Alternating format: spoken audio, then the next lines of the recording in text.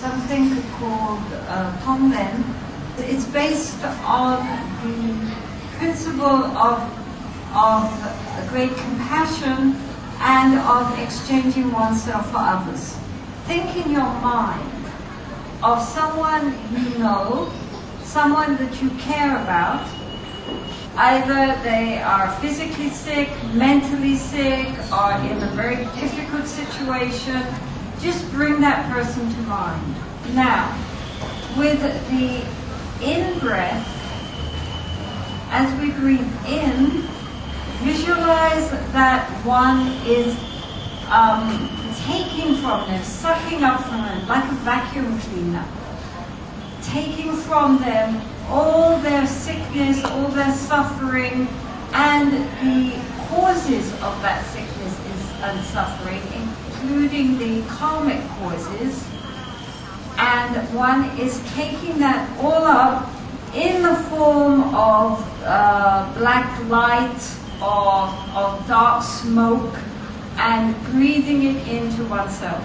And it hits this dark light or this dark smoke, hits at the center of our chest here, which in the traditional form is in the form of a little black, like a pearl, like a black pearl, which represents our self-cherishing mind, the mind which thinks, I am so sorry you're suffering, but I'm glad it's not me.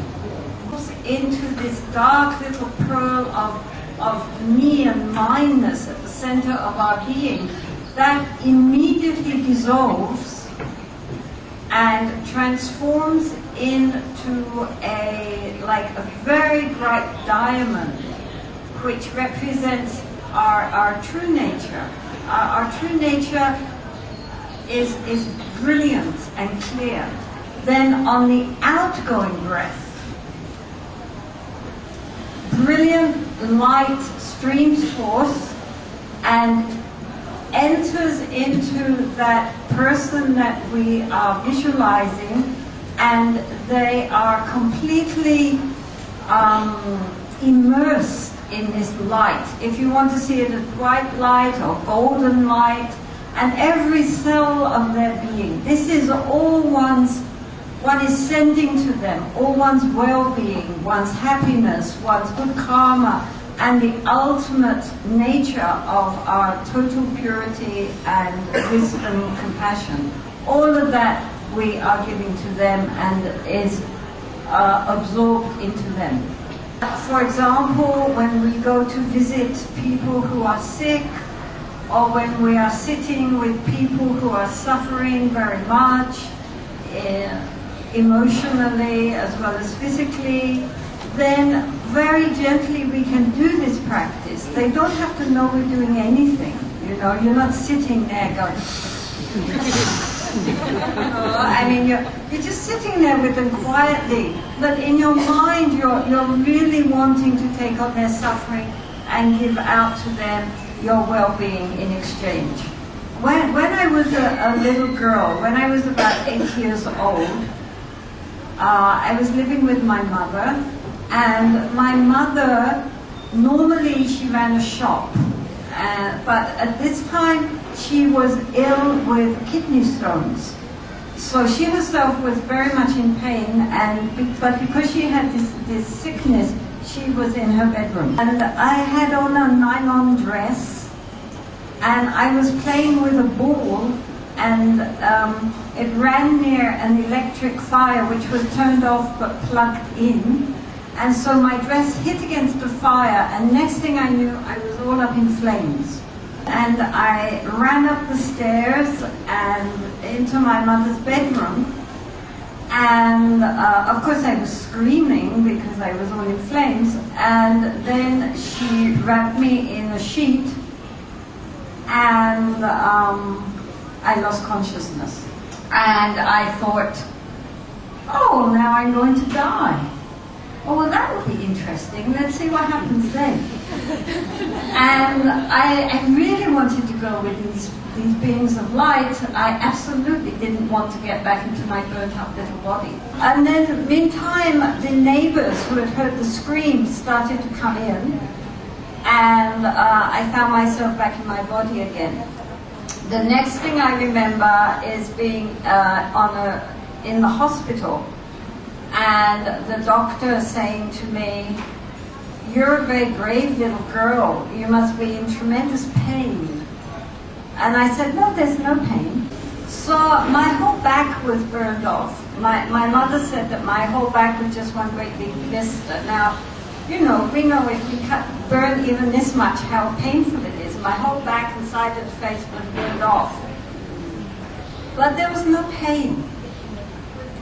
And I stayed in the hospital for many weeks, and actually, looking back, I remember I quite enjoyed being in hospital. It was a nice hospital. And I was too young to wonder why I didn't feel anything. I felt fine. 3 years later, I was talking with my mother about this. And my mother was a spiritualist. We used to have seances at our house every week.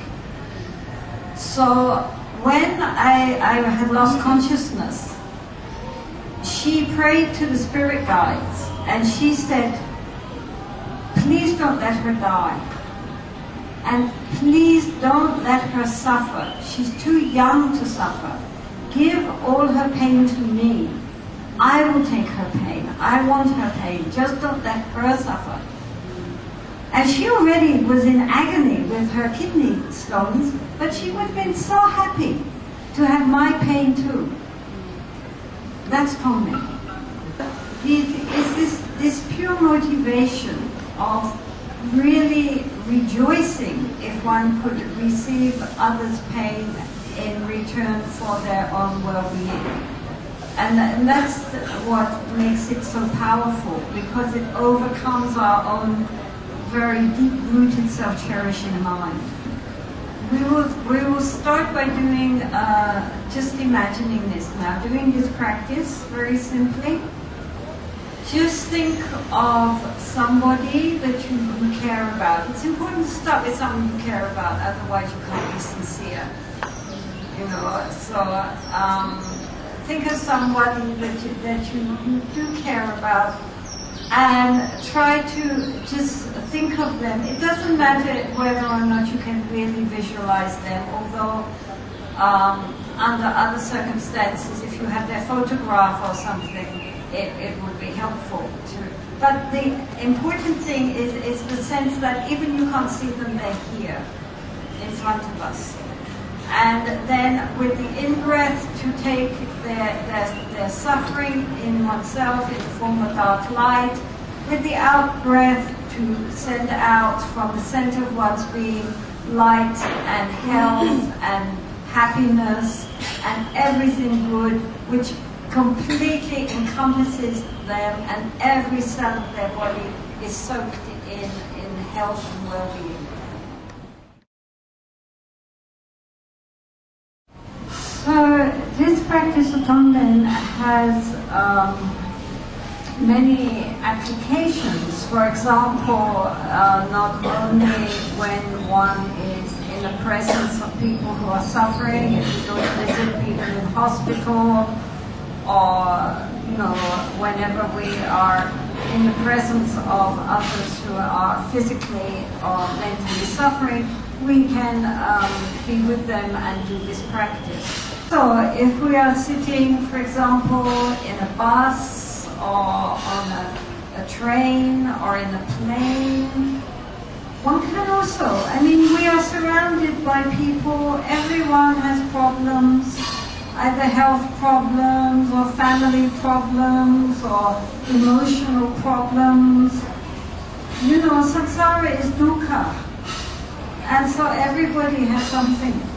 And so one can sit there quietly and gently breathe in their suffering and transform it outwardly again into happiness and well-being. Vihara meditations on compassion and loving kindness, on karuna and metta. Karuna as you bring in their sickness, and metta as you send out goodwill and loving kindness to wish them happiness and health. Now, another application of this is if we ourselves are sick. If we ourselves are sick or suffering, our immediate response is to want to be rid of that. But here, for example, if one has, if one has very bad headaches, or if one has a very serious illness like cancer, then one thinks, may all the beings in the world who are suffering from cancer, for example, may all their suffering come to me. I will take their suffering, and in return, may they be well and happy. And again, one does this practice. Many great lamas, when they are ill, and often when they are dying, when they are asked, what practices are you doing? Almost invariably they say Tonglen. Instead of, when we are suffering, feeling sorry for ourselves, wishing that we could be relieved from our suffering, instead we use it as a very powerful practice. How wonderful if through my suffering others could be relieved. Of course, this does not mean that if one is suffering from any illness or any problems, that one does not try to cure them. Naturally, we are not all encouraging you to become masochists or martyrs. But nonetheless, while one is suffering, one makes use of that. One takes the pain and the suffering onto the path. One does not consider that this pain and suffering is an obstacle to our practice. It becomes the practice. It is actually a very profound practice, and therefore for the last 1,000 years it has been a very cherished way of bringing those things which are normally regarded as difficulties, and using it, making use of everything that we have as part of our spiritual practice, and in particular for overcoming this very deep-rooted self-cherishing mind, our very deep sense of self-protection and self-concern.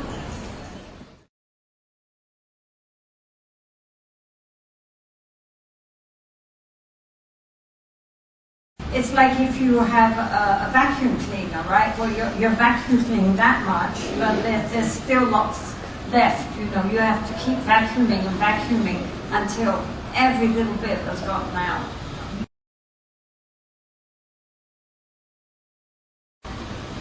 When my mother was praying to take on my sickness, of course she didn't get my sickness, but my pain, but if she had, she would have been so happy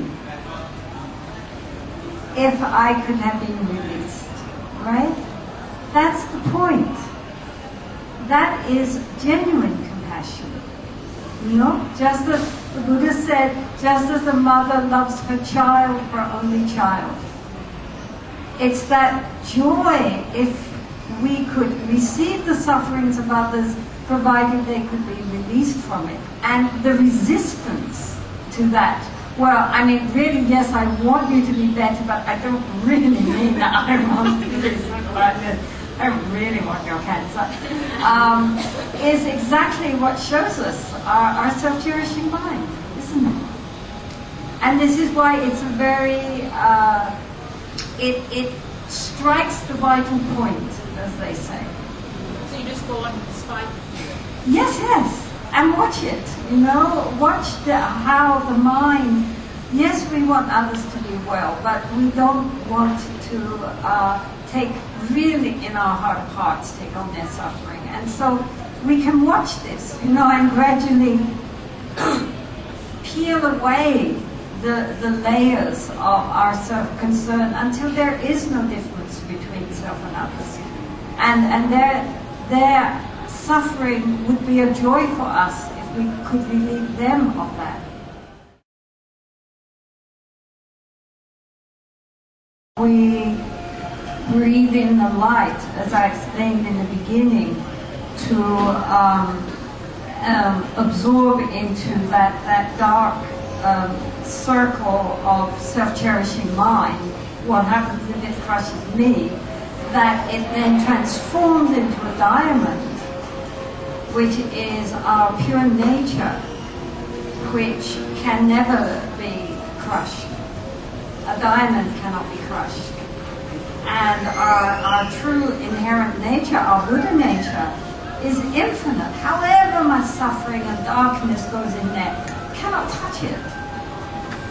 We are far stronger than we imagine ourselves in our normal, small-minded self-concern.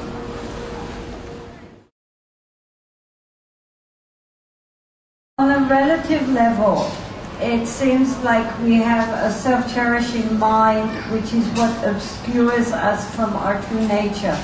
On an ultimate level, of course, since the very beginning, there has been nothing to suffer and no one to suffer. But on a relative level, we experience suffering. So we are dealing with the relative to open ourselves up to the ultimate. I would say that if you have, for example, to deal with somebody who is in very, very deep suffering, and right now you're afraid you will be overwhelmed by it, then it would be good to start with somebody who has less suffering and work your way up. It's sort of like working in a gymnasium. You start on the small things and then work your way up until you can really deal with very, very heavy stuff, which by that time you will have the inner strength and ability to be able to cope with it skillfully. But always when we bring in the darkness, we immediately transform it. We don't hold it inside us.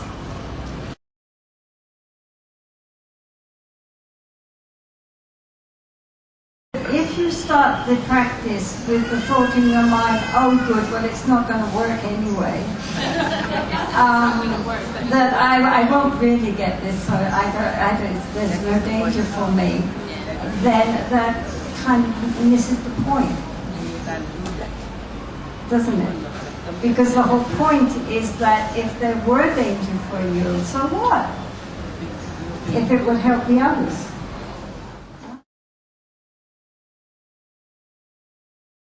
Of course, one can't say whether or not people's recovery is on account of people doing Tonglen, but certainly there are countless accounts of people doing Tonglen with sitting with their families or with friends who are sick and just quietly doing it without the person knowing, and the person afterwards saying how much better they feel, or how they don't know why. It doesn't necessarily mean they cure them, but that they just feel so much better inside. Because, our thoughts obviously have extreme power, and that is the purest motivation you could have to give to anybody.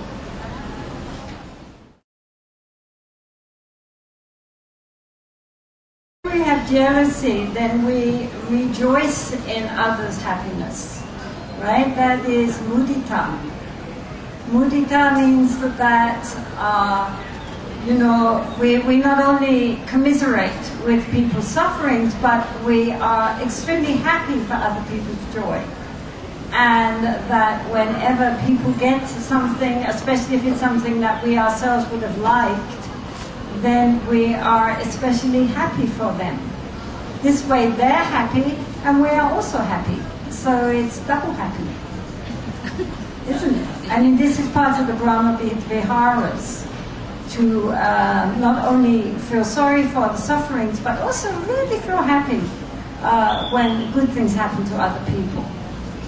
It's a very positive state of mind because without anything particularly happening for us, we are nonetheless overwhelmed with joy for the good things happening to others. So this is a very good way to make the mind very happy and light, even if outwardly doesn't look like much is happening for ourselves.